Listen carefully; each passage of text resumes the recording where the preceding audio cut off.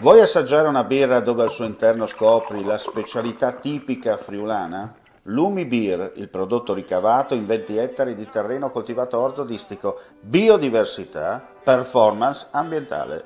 Lumi Beer nelle sue 5 versioni disponibili, 4 per consumo veloce e dissetante e la versione Magnum per intenditori. Lumi Beer si abbina a qualsiasi palato. Lumi Beer è un prodotto esclusivo Azienda Agricola Pancera, il buon seme, i buoni frutti.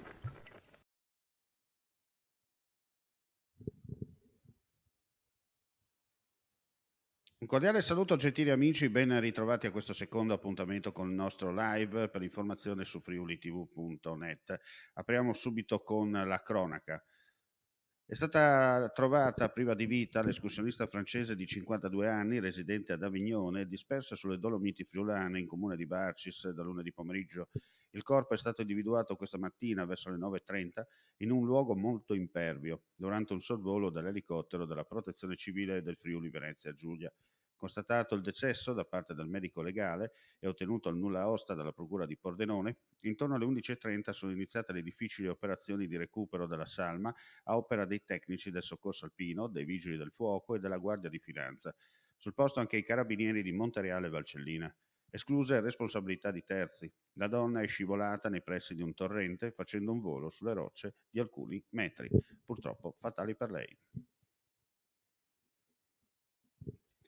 Una triestina del 1951 ha chiesto aiuto attraverso il numero unico d'emergenza 112 poco prima delle 12 di oggi, dopo essersi procurata una forte distorsione alla caviglia mentre percorreva il sentiere Coboli. La donna è scivolata ed ha provato a rimettersi in cammino senza riuscirci. Ha poi chiamato il marito che è arrivato sul posto per darle una mano, ma neppure lui è riuscito a fare quello che poteva fare perché l'arto era quasi sicuramente fratturato. Sul posto sono arrivati 5 tecnici della stazione del soccorso alpino di Trieste che hanno stabilizzato l'arto della donna. L'hanno imbarellata e portata a spalle per 10 minuti fino all'ambulanza che l'attendeva al di là della sbarra della strada napoleonica. Dopodiché, a bordo appunto dell'ambulanza, si sono dirette all'ospedale di Catinara, dove la donna si trova tuttora ricoverata. L'intervento si è concluso con successo poco prima delle 14.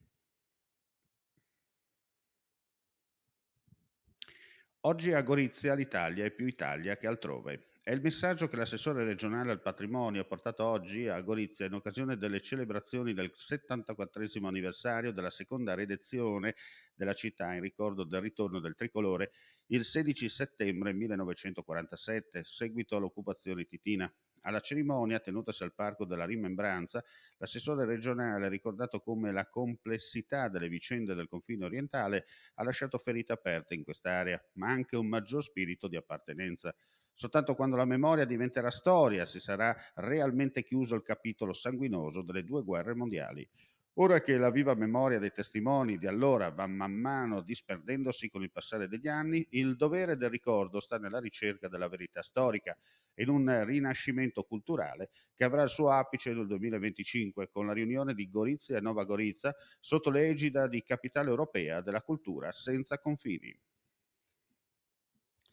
Restiamo nel territorio egiontino.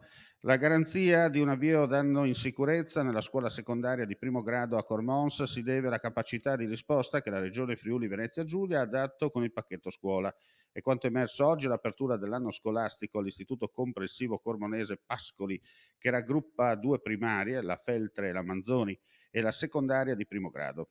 Al trillo della prima campanella erano presenti l'assessore regionale all'istruzione Rosolen, la dirigente scolastica, il sindaco di Cormons Felcaro e l'assessore del comune.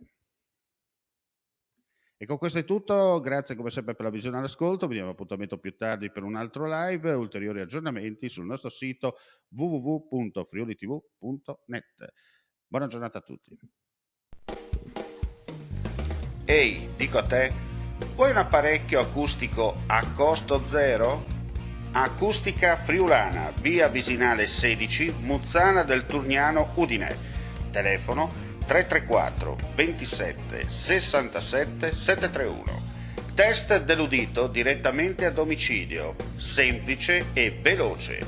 Pagamenti su misura.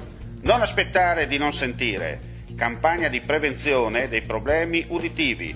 Acustica Friulana. Test dell'udito direttamente a domicilio, semplice e veloce. Un'occasione da non perdere.